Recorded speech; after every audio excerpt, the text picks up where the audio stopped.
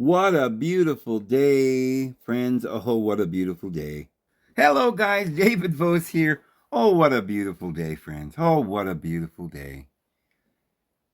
You know, when I built this porch, I'm still in the process of building it. I've had a lot of other things to do, and I haven't been. But I'll get it done here at some point, and I'll show you. But it's nice because in the mornings the sun comes up, and when I sit and go get my coffee and sit on the porch, I get this sunbathing. And I want to tell you about that.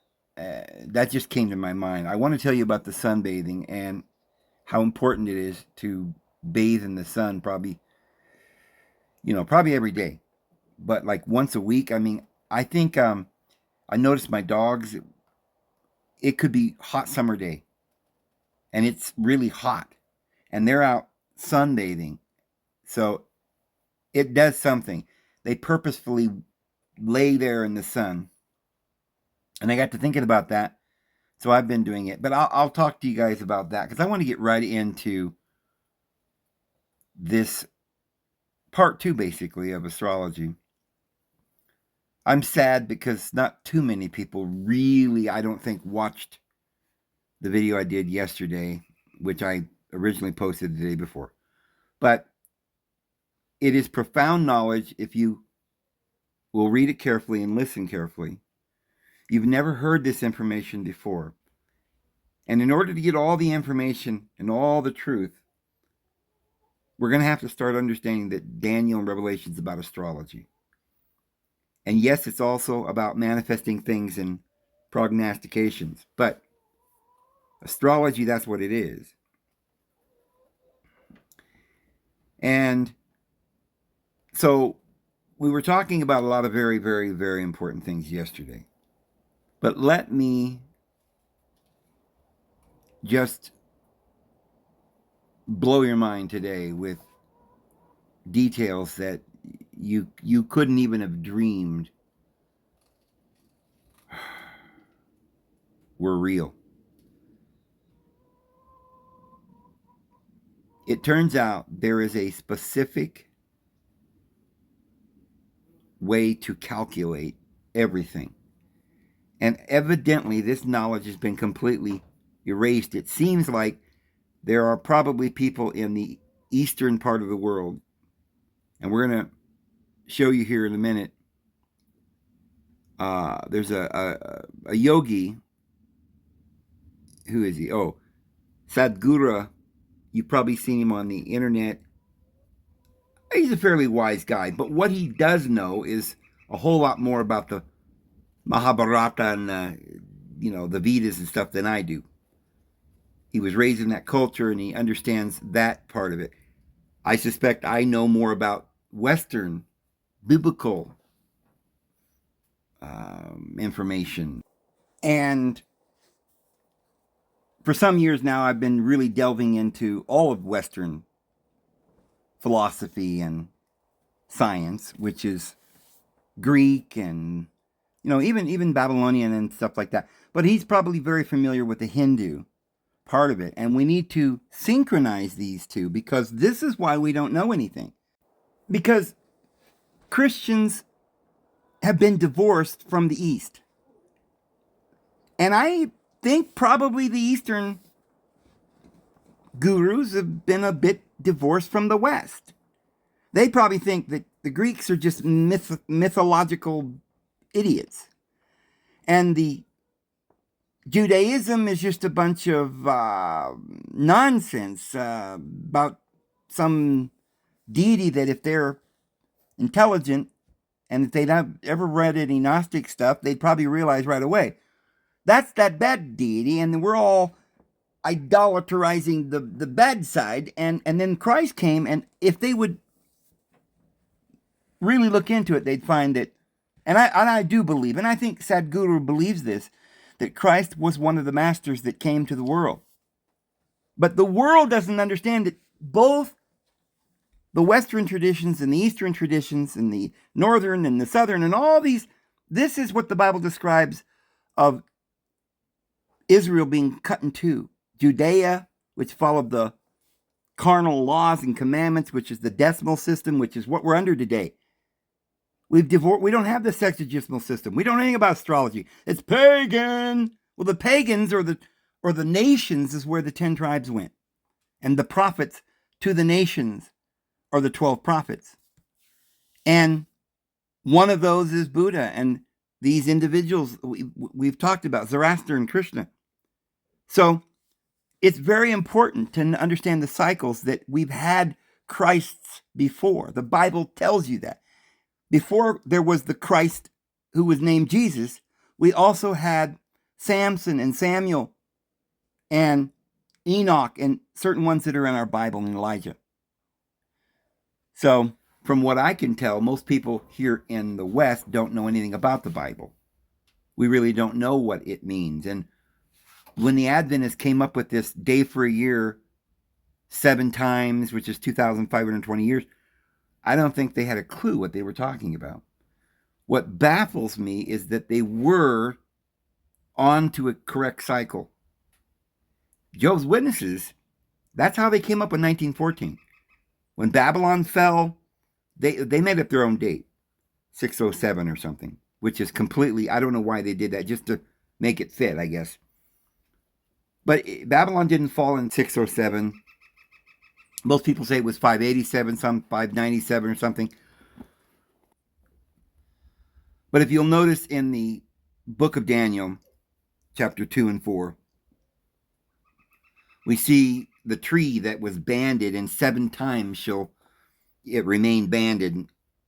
But he appears like he's talking to the king of Babylon.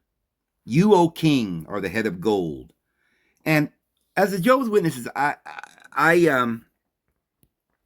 used to think, well, that's really interesting. There's definitely something there. But I always, even as a young person, thought, this isn't making sense. Why are we saying the king of gold is Babylon, and we as Christians don't like Babylon? We don't like that side. Why? And then they would say that Jerusalem would be trampled for 7 times, and they said that would be a day for a year, so 2,520 days in 7 years.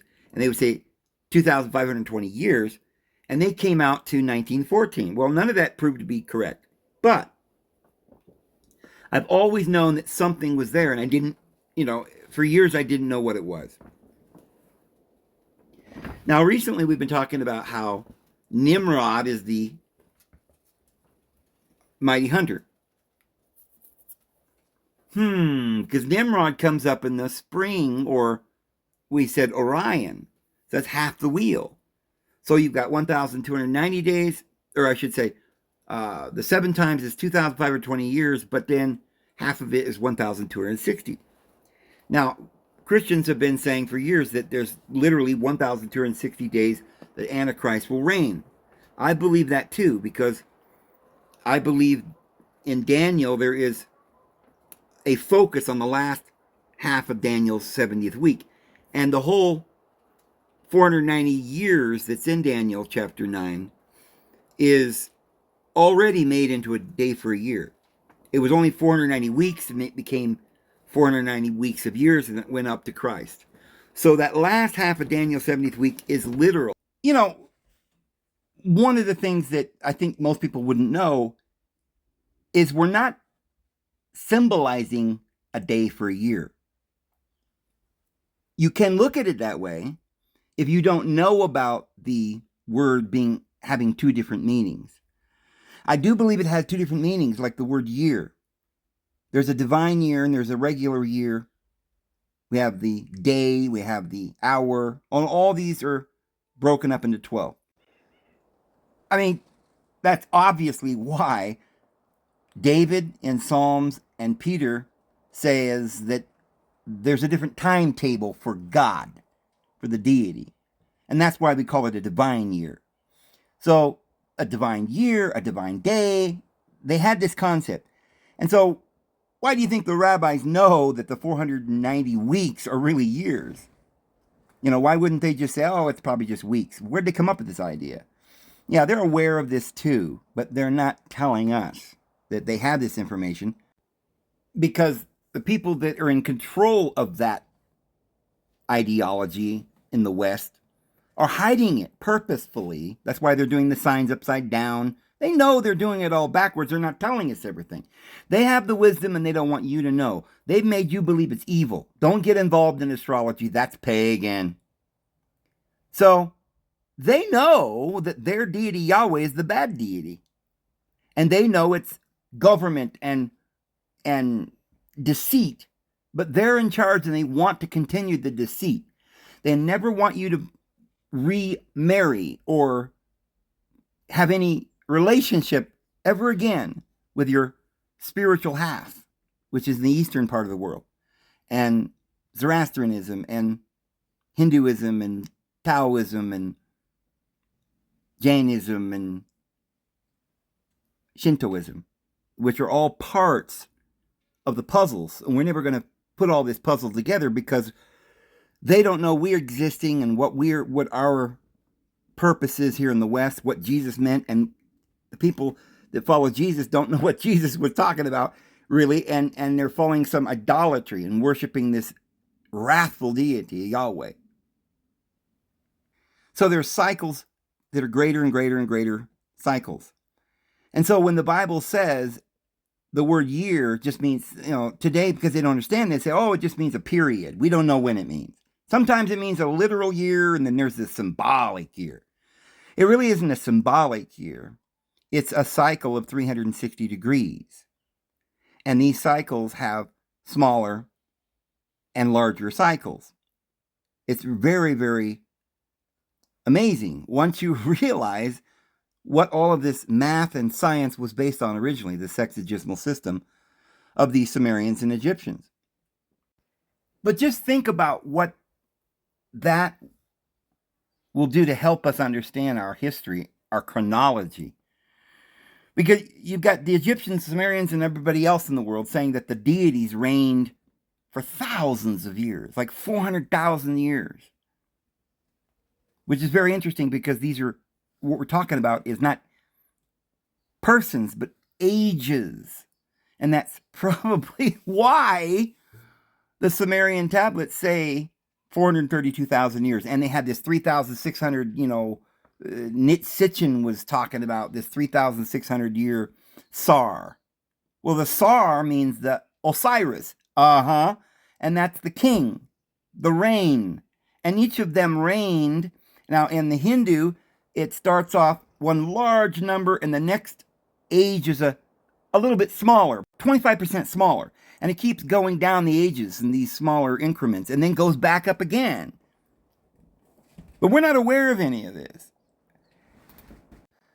And I'm absolutely certain that the ages, or the ages of the patriarchs that we have in our Bible, if we can get the correct manuscript, because there's a couple of versions, we've got to use the Septuagint, are telling us the ages, much longer ages than just 1,000 years, 930 years for Adam and so forth.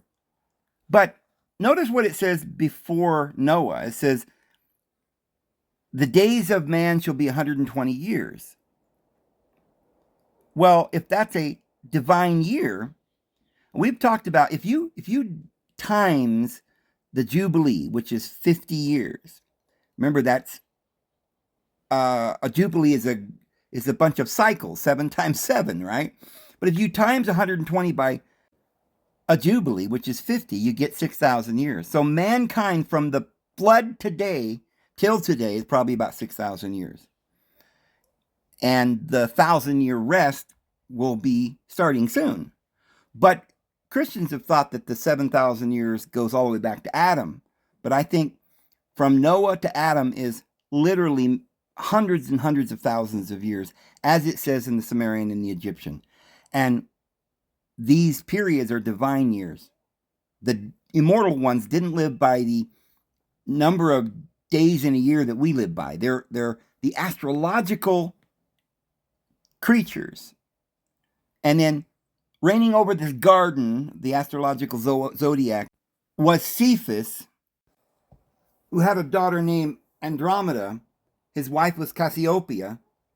And Perseus wins the bride of Cephas, Andromedus, by going down there and saving her from this beast, because Cepheus had to sacrifice his daughter to the beast. Friends, these are all the constellations in the northern sky, the immortal ones that reign. Cepheus is the father.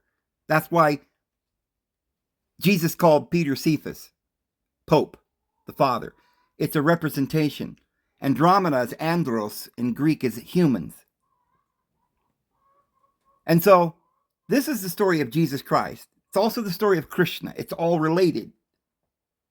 And it's astrology, friends. These divine beings, like Adam, who lived 930 divine years, because he is the divine one. And it's talking about the stars that rule over us. Forces, and L supposed to mean authority or rule. What rules over us are these titans with 6 fingers and 6 toes. That's the 666, that's astrology. And they were anthropomorphized as an illustration, and people began to idolatrize them and make them out to be humans. Yes, Christ was a real person, because the pleroma of all these divine powers dwells bodily in him. But thousands of years ago, others were incarnated, like Krishna, who taught us these things. But we're going through ages and times and periods and cycles. And then there's this Cetus, the beast, down there in the sea.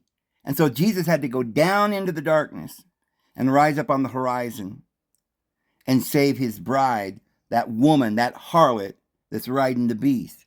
And Christians don't have any idea that the book of Revelation is talking about this. And they would be very surprised to know that Babylon is not the evil aspect of all of this like they think. Many Christians have turned back to Yahweh, the deity of vengeance. So I began to start feeling and noticing that there were cycles within cycles as I went through. We had, if you look at Leviticus, it talks about punish you 7 times, and then I'll punish you 7 times more for your sins, and 7 times more for your sins. And we got the Jubilee, 7 times 7 and 49, the 50th is Jubilee, and all of this that was going on in my head. But I've struggled to understand all of this because I didn't fully understand all of the Kali Yuga ages and the yugas. And recently, the Lord has shown me that this, what Adventists started believing in Jehovah's Witnesses about the 7 times, whether they knew it or not, if they didn't know it, it was divine providence. But it happens to be true. It's just that they didn't know where to start and when to end it or what they were doing. But it has to do with these divine years, which are 360 years. That's a divine year. And that's something that's a cycle in Indian cosmology. And I didn't know it, but they have a way, just like Christians have a way to pinpoint, they claim, the fall of Babylon. They said some years ago that all scholars agreed they had this stone they dug up or some glyph in a rock. They could determine that Cyrus defeated the kingdom of Babylon in 539 BC. 539. Well, interesting, because Daniel says, "Thou, O king, the king of Babylon, are the head of gold, but I'm going to cut you down and ban the tree, and you're going to last 7 times as a beast." Well, that would be from the fall of Babylon, which, according to all these scholars, supposedly they know it's 539 BC. So the problem I have with the date, because if we knew the date, we've got the cycles. That cycle that it's going to be, just like we have a 365 days in a year, but they said it's 360. Maybe they rounded it off. Maybe it has to do with the moon only having 355-day cycle, as we said before. But probably it's because you have this intercalary month, and it's supposed to be that way. But anyway, according to the cycles in Hindu Yuga cycles, it's a cycle of 2,592. So if you were going to say that we know for sure that Babylon fell in 539, you could just subtract 539 from that, and you'd get, I think it's 2053 or 2054. Well, remember, Sir Isaac Newton said the world would come to an end 2060. I'm saying 2028. I believe there are missing years. We don't know when Christ was born. As I've said many times before, the calendar, the Julian calendar, was established because they saw a star in the east, and the child that was born was considered the son of deity. And his mother was Cleopatra, the son of Isis. I believe this time began at the birth of that child, 47 BC. So we don't even know if that date's correct, but somewhere around 0, 1, or back to 47 BC, they're missing some years because they didn't know how to jive together all these Roman chronology and the Greek chronology and all these other and match them all up into one spot. So today we have Christ being born in 0, but they say, oh, maybe it was 6 BC, maybe it was something else. We don't know. So we don't know the exact day and the hour, but it is obvious this is the right cycle. So this date that the Jehovah's Witnesses come up with, 607, is completely arbitrary and makes no sense. And no scholar agrees that that is true. They're making stuff up. But our scholars claim they can figure out when Christ was born because Herod was alive when Jesus was born, and he was going to go kill all the babies up to 2 or 3 years old. And so Herod died in 4 BC. So he had to have been alive when Jesus was born. So most historians say that he was born in 6 or 7 BC. And if that's true, Jesus died in 28. And we're coming up to 2,000 years later of 2028 very shortly. But all of this, they didn't know what they were talking about or where the roots of all of this was coming from. I believe the Bible is inspired, and the Bible doesn't go into all these Kali Yugas and stuff in detail that so where anybody knows what's going on. But Daniel is a book of astrology, and so is Revelation. In signs and in symbols, John received this information.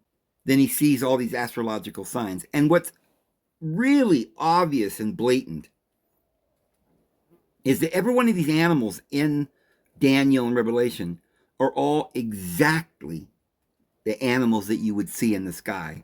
Leo, the bear; Aries, the ram; Capricorn, the he-goat. It's all there. Draco or Tiamat, which is split into Draco and Hydra, which is why Satan is thrown out of heaven, because the dark side is these 2 serpents. There's one that stays in heaven. That's Christ. He's that winged phoenix bird that will sit, which is what Polaris was called, the phoenix. And he will rise and reign. But Marduk, remember, is the one that cut this dragon in half and made Hydra out of it. And Hydra was thrown down into the sea, into the abyss. Well, if that's all true, we can define all of this. We can find out when this happened. It cycles in the sky. And then you have to say, wait a minute, why Marduk? That's a Babylon. That's what we were saying. Why Babylon? The Bible says Babylon, the king of gold, because Nimrod was the mighty hunter. And he was the king.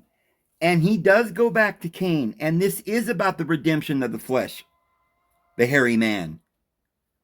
And the spiritual side and the flesh, these 2 brothers have got to come back into union, the flesh and the spirit. And so the king becomes bestial. If you look at Daniel chapter 2 and chapter 4, you'll see all this imagery where this king, he is made to become a beast, and 7 times will pass over him. Just like this, the banding of the tree. Well, the bestial nature is all of us. I saw allusions to all of this even when I was young, but it's taken me all these years to really grasp, and I don't think it really has anything to do with me. I think the Lord is only going to reveal this in its time. So yes, Christians have been under the delusion that Jacob was the good guy, but he's the one who stole the birthright from Esau. And we're reading the story of Jacob, oh you worm, the Bible says, who wrestles with Yahweh all night long until dawn. When dawn comes, then the prophecy says that Esau shall gain the upper hand. Why? Because the spirit's got to be leading his brother, the flesh. And they've got to be, the flesh has got to learn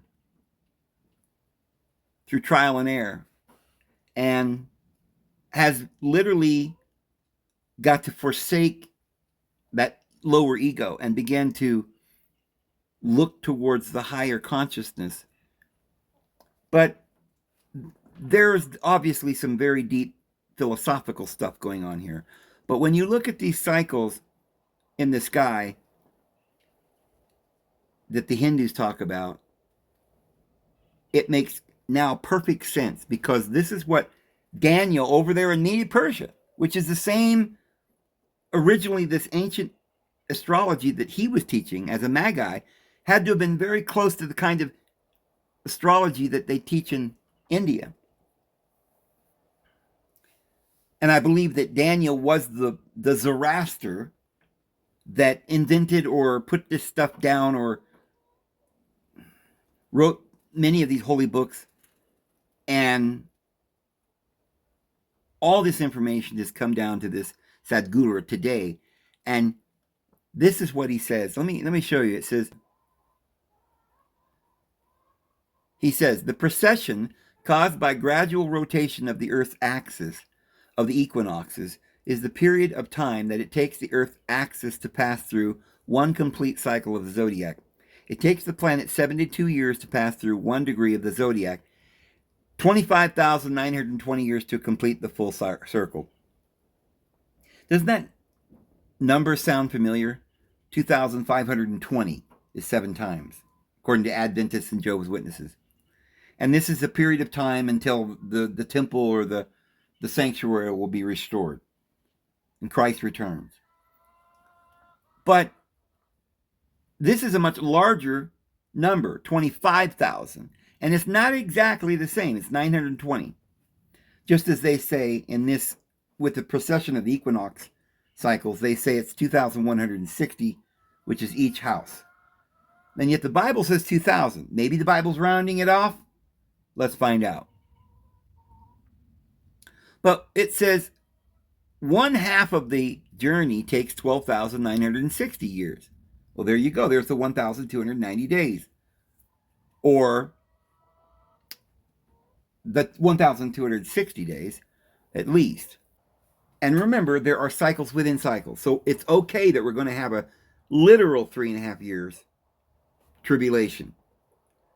And there could still be a 1,260 year cycle. And I've actually talked about this, not knowing all the details that we know now, but I've talked about this, I don't know, some months and months and months ago, a year or so or two ago, in one of my videos. We've already gone through a lot of this, about these larger cycles. But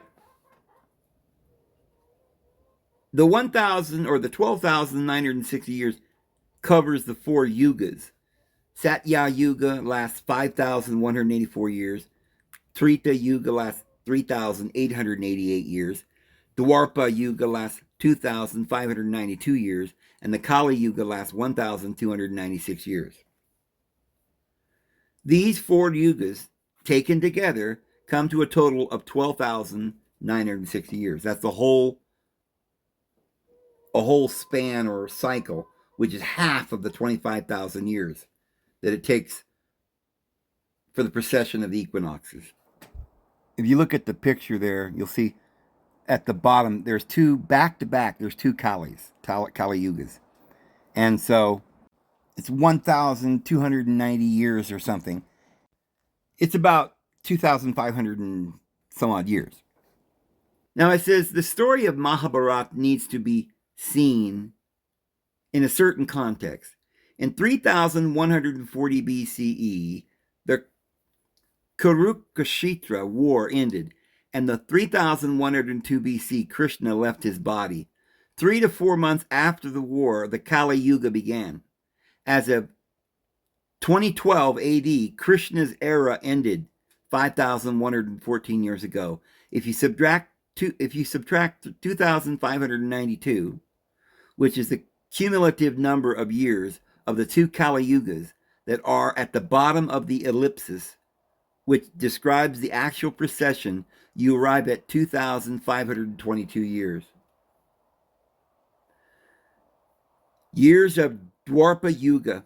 And since its total duration is 2,592 years, we still have 70 years until its completion. In the year 2082.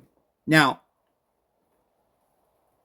in looking at this, I see, well, I don't know for sure if maybe they could have gotten the 3,140 BC wrong. Actually, I think it's 3,102. Because I do see that there is some discrepancy of about 40 years. Because Krishna lived beyond. So they're saying it starts when Krishna dies, which is similar to when Christ died. I think we're talking about the same kind of thing here. Cycles. Christ is another cycle.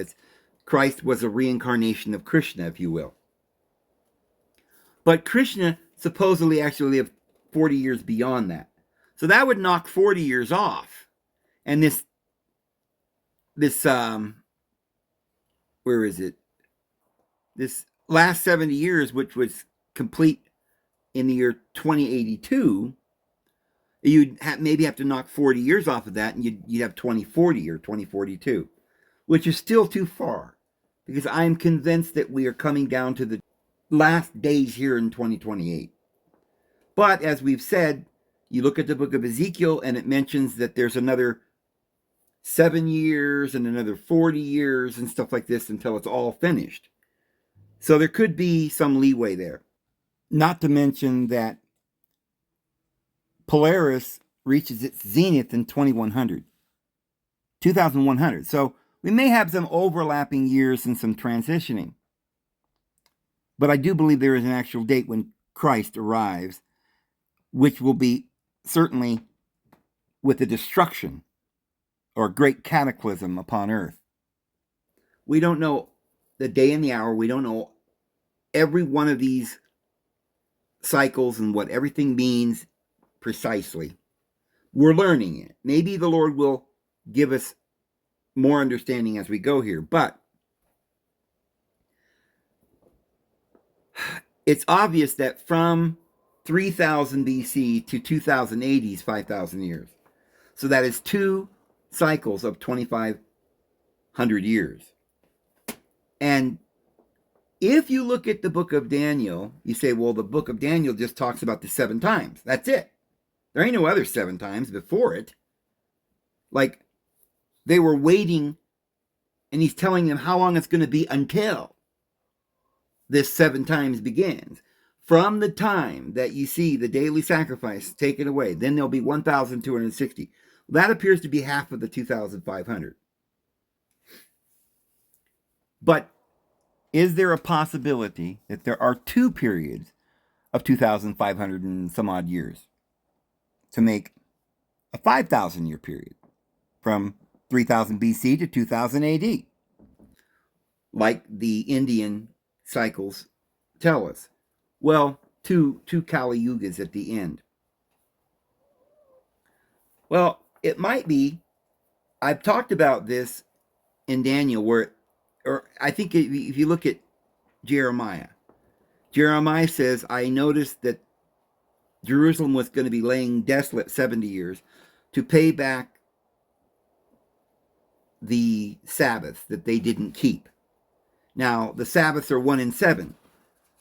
So if they had to lie desolate 70 years, that means they sinned 490 years. And so there's a 490-year period, then a 70, where they pay back their Sabbath. And then he says, and then I, Daniel, noticed by the book of Jeremiah the number of the years that Jerusalem would be desolate, which is 70 years, by the mouth of Jeremiah. And then the angel tells Daniel, there will be 70 weeks determined upon thy people, which is another 490 years. So could it be that these cycles of sevens, which come out to 490 years, is another cycle, but is representing even other cycles? That we have 490 years of sin, and then 490 years to pay for it or something. Well, this is exactly what we have in these yugas from India. We have a spiraling cycle downward and then an advancing cycle back upward. You sin for a while and things get darker and darker, and then finally you start advancing and you're advancing towards the next cycle, which is going to be like a New Jerusalem on earth, a Shambhala, shall we say. And at each of the ends of these 490 years, you get 70 years, which is 1/7. Somewhere in the book of Daniel, it seems like there could have been another 7 times before the first 7 times, so that we would have a cycle that is ending and another cycle that is beginning. Now, I'll go into that. I've got some ideas about that in another video, but I just want to leave it there with that. So, one of the cycles, according to, and remember, the Hindu cycles are not just divorced from Daniel. Like, oh, you're using a whole new system, Dave. You can't do that. No, both Daniel and India use some kind of astrology, and this has to do with cycles, and it's the same astrology, and so therefore they must be talking about the same astrological signs and the same astrological cycles. And it's fact, even today, modern science is now telling us that they can determine that there is a precession of the equinoxes, and this cycle lasts something like 25,000 years. So we're not making this up. These cycles are real, and the ancient scriptures are telling us that these cycles are going to determine our progression, and it's this plan, and it's this appointed times. Remember, Genesis says that the Lord made the stars and the moon and the sun for times and for appointed times and for seasons. Mohadim, which is specific points in the calendar that prophesy or prognosticate the future. And they would acknowledge it and more or less celebrate, in many cases, or even mourn, as was Passover was a mourning, these events in history. Well, the appointed times were the holy days. And we even in the year of 360 days, we have these various holidays, one set that marks the spring and another set that marks the fall. I won't go into that in this video, but this is related as well. That when Christ came, it was some kind of a middle area. Joseph Smith talks about the meridian of time. Well, that's interesting. We have a meridian on the earth for the time zones. And the meridian's over there in Bavaria, you know. It's where all the time is calculated from. And it starts over. Well, the meridian of time then would be when time goes through the cycles and starts over. But I remember thinking about that, and well, it made sense to me that Christ would die like a cross right in the middle. But that was only 2,000 years ago, and we know there's thousands of years of history before him. So that never made sense to me. Why was that the meridian? Because that seemed like it should be the middle. Well, I didn't realize it meant at the point where you start over, probably. But the other thing is that these cycles continue. Many cycles in the past, and there will be many cycles in the future. So, and I didn't know that the patriarchs and these lifespans were divine years and not human years. And Christ certainly did. The calendar began with Christ, actually with Caesarian. The Julian calendar was created in 47 BC, which is another reason why I believe we're off by some years. And so this 2080, when the age ends, might be a little off because of the fact that we don't know what year was the year 1 or the year 0. We don't know when Christ was actually born, just like we really don't know when Krishna died, nor when Christ died. So this is the reason why we don't know the day and the hour. But Krishna, Buddha, Christ, these are Christs. I was just looking at some other information today, reading on some information about how originally the Masons, back to the Templars, and all the way back to this Order of St. John and stuff, which is where this all began, from Mary Magdalene when they went to Marseille, France. But they revered this skull. Today we go, oh, skull and bones, that's evil. But that is literally John the Baptist's head. And there's a whole thing about it, how they would, when John the Baptist got his head cut off, it wasn't with a guillotine, it was with an axe. And it was a very sharp axe. And, well, this guy was describing, it's written somewhere in some of these books that they've been digging up. And we've found some Templar records where they talk about how they revered John, and John was the one who initiated Christ. And that before Jesus came along, and I think they're confused a little bit when they think that John's greater than Jesus. Well, Jesus said that there's nobody born of woman greater than John. So to some extent, maybe there is some kind of truth to John being a very, very important and powerful human being, and probably the greatest man that ever lived. However, we're not saying that Jesus isn't the Christ who is going to reign for 1,000 years. I believe John's reign was already over when Jesus came. And the beheading of John has something to do with Adam. And we remember Nimrod and Esau. We've talked about how Esau was supposed to have been beheaded. There's a lot of stuff in there that we got to go through. Just throwing out these little points that we're going to have to study each one of these little points separately and find the deeper answers to how this all connects. The mighty hunter, Nimrod, Esau, and this king of Babylon that's going to be like a beast, a hairy man. Remember, Esau was a hairy man. And 7 times she'll pass over him. There's some kind of cycle that we're talking about here. And it's astrology, as Daniel clearly tells us. So we know that whenever Krishna died, there will be this period of about 5,000 years. Now, the Hindu scholars claim that they have pinpointed it at 3,102. I'm only saying I respect them, all of them, but modern scholars, like Christian scholars, don't always know everything, and they may be off by a few years. But it's close enough, just the way it is. 3,100 years minus the 5,000 years means we're coming out to the year 2000.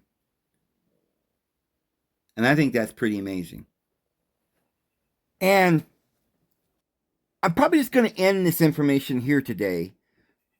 As you can probably tell, there's a lot more we need to talk about. But I thought I should mention this here before I've been able to get it in. We've been talking about these other different things. But, we were thinking that maybe the Great Tribulation would start in August. And it didn't happen in August. At least we're now into September. And before that, I wasn't really sure. I'd done some videos about, I thought the tribulation might begin this fall.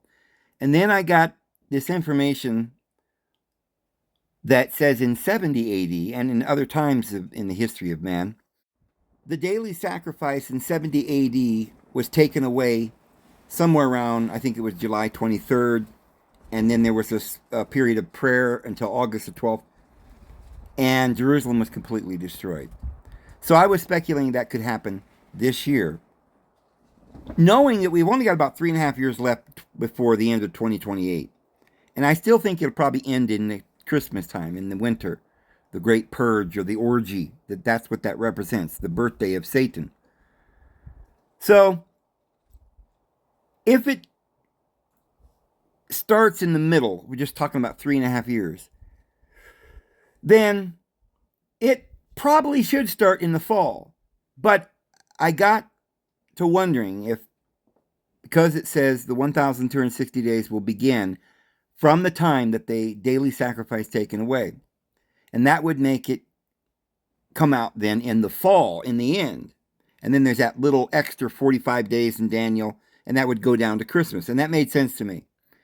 I don't know exactly. We don't know the day and the hour, friends. Perhaps we're not supposed to know exactly when this is happening. It's going to come as a thief in the night. But I do believe, I still fully believe, that the Great Tribulation is about to begin. And I think it might just happen the Feast of Tabernacles, or, in the end of the year in the fall, beginning October this year, something like that, end of September. So anyway, guys, I just wanted to let you know, they haven't destroyed Jerusalem yet, but I believe they're planning on it. Anyway, I'm going to go ahead and go, guys. I really hope you have a wonderful evening, and the Lord will bless you if you simply ask in faith. We'll see you guys tomorrow. Have a good one.